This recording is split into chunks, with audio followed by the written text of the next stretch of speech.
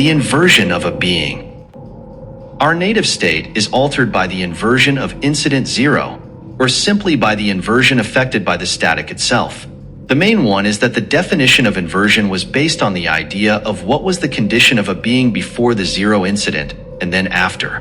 Because of the implant of episode zero, we have cases that are either inverted or not inverted. An inverted being is a being of high tone as a thetan, but low tone or suppressive as a composite thetan mind body.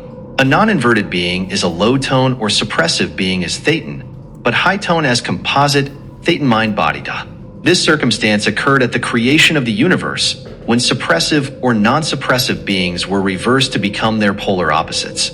These beings have cases that can only be handled in two distinct but separate ways. The consideration of whether you are an inverted case or not is completely useless and of no value.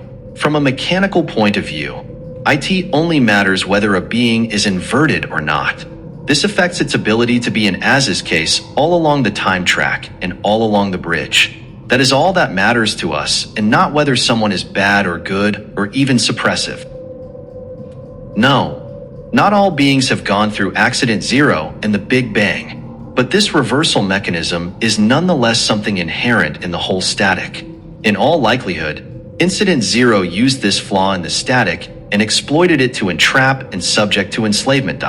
So do not think of inversion or non-inversion only in terms of Incident Zero. In all likelihood, a being is suppressive or non-suppressive when it detaches from itself and becomes something less than all 8 dynamics in God. So when we remove electromagnetic or static charges, in reality, we still have this inversion acting and maintaining the whole case. Processing with the double negative and now method zero allow us to go directly through this alter is and completely handle this state of inversion in order to regain our native state as static. This is best understood through a mathematical function. A function is a machine into which we input a value x and which outputs a result y. We can say that the function fx, the machine f, for function and x, to indicate a value or the result of an operation, is the processing during auditing sessions. The value we give to x corresponds to the value of the process we use in the session, multiplied by the session time. The y value is the amount of charge removed during the session. If we do rudiments to remove bypass charge, then x will have a smaller value, say 2 out of 5, than if we do a confessional session, say 4 out of 5. If our session today is confessional and we audition for 15 minutes, we write fx is equal to 4 times 15 minutes, where 4 is the process value and 15 is the session duration. The result y equals 60. We have therefore removed 60 load units.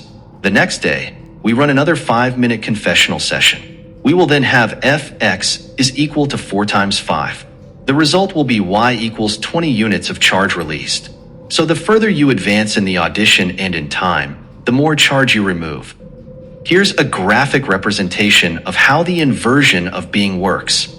In auditing, you handle the charge in the standard way, without taking the inversion into consideration. As you remove quantities of charge, they return, since you're not dealing with the inverse aspect of being, creating an alter is.